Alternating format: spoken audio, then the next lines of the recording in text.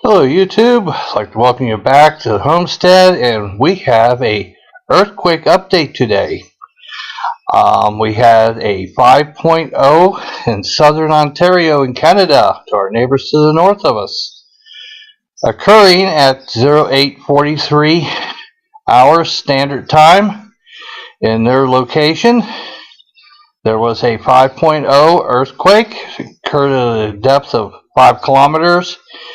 And it occurred 25 kilometers or 15 miles north-northeast of Shawville, Canada, or 57 kilometers or 35 miles east of Pembroke, Canada, and 69 kilometers or 42 miles northwest of Ottawa, Canada. So it was a 5.0, so that definitely felt that one up there today.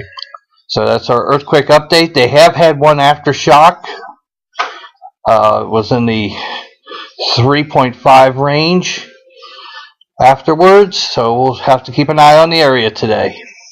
But this is our earthquake update for today, the 17th of May. Thank you for watching. Please subscribe, and God bless.